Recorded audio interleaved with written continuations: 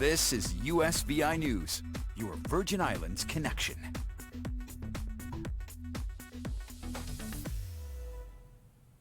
Hi everyone, I'm Elspeth Meisner. Emily Matson has the day off. Thanks so much for joining us on USVI News.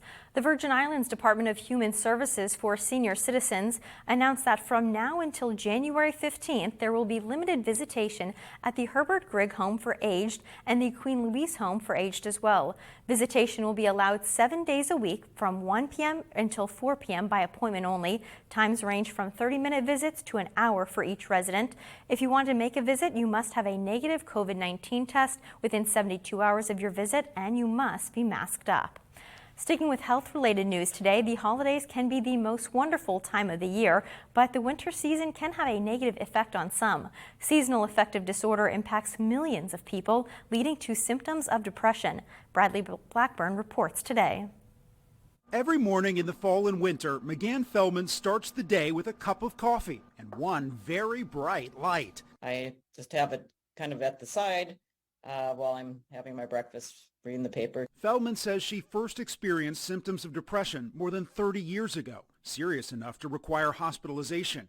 Her doctors later realized some of her symptoms were connected to the changing seasons. It was a surprise. I'd never heard of seasonal affective disorder. Our bodies, really depend upon light from the sun or sunlight to regulate our circadian rhythms. Dr. Dorothy Sitt is a psychiatrist with Northwestern University. She studies how light therapy can help treat seasonal affective disorder and other forms of depression. More recent studies have shown that it can be very helpful for treating non-seasonal major depression. It can be used on its own or in combination with some antidepressant medicine. According to a recent American Psychiatric Association poll, nearly 40% of Americans say their mood declines in winter, and a quarter report feeling depressed. Patients with seasonal affective disorder can feel fatigued or less motivated, and they may not be able to enjoy their normal activities. That treatment makes a big difference for you. It's fair to say it's almost life or death to me because I know where I have been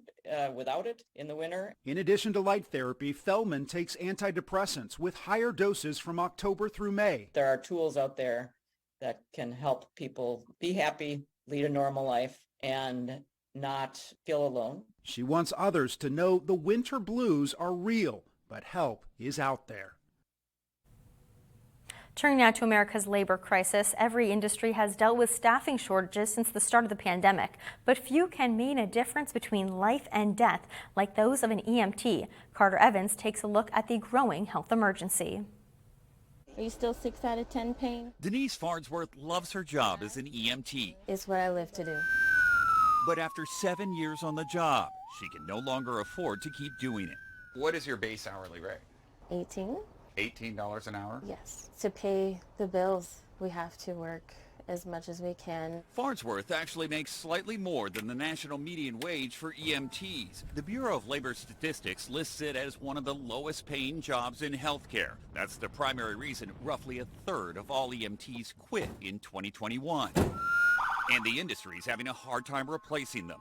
A 2022 study found that 39% of part-time EMT and 55% of part-time paramedic positions went unfilled because of a lack of qualified candidates. It's an absolute crisis.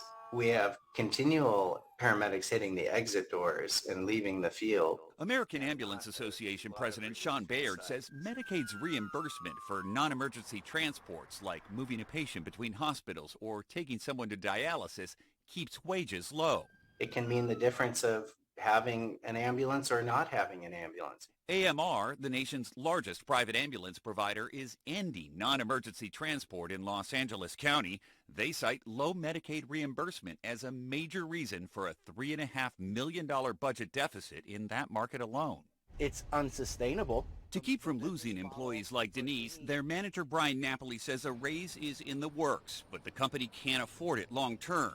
And if Medicaid reimbursements don't increase, they may also have to stop non-emergency response. How much does it cost you to make a run on average? Over $250. And how much do you get back? $107 in the base rate. A losing proposition. Next month, a California law goes into effect that can require a $22 an hour minimum wage for fast food workers. There is no mandated pay for EMTs. Why is it that we can't get movement for the people that are serving our communities at their most vulnerable moments? Leaving Denise Farnsworth at a crossroads. I don't want to leave. I don't know what else I would want to do.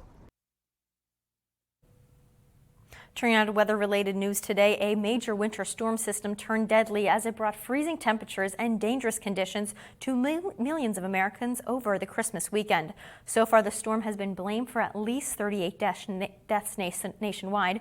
Meanwhile, thousands of flight disruptions stranded some travelers at airports for hours. Jared Hill has the very latest from New York City. Even the snowplows in Buffalo, New York needed a rescue as the dig-out continues from a massive winter storm that the state's governor says has been nothing short of a battle. We are in a war. This is a war with Mother Nature. Hundreds of thousands of Americans experienced power outages at some point over the weekend, from Maine to Washington state, where there were also reports of possible vandalism at multiple substations in Graham. If I had to talk to those people, I'd just say, come on, it's Christmas. Why are you going to do that to people? The frigid temperatures also caused major disruptions across the South. Burst water pipes brought a wet Christmas for Georgia repair crews and led to a boil water advisory in parts of Mississippi. We're getting ready to order DoorDash because we can't cook, we can't wash our dishes, can't do any of that to be able to even have a small feast. In El Paso, Texas, public buses were provided to give migrants a warm alternative to sleeping on the streets.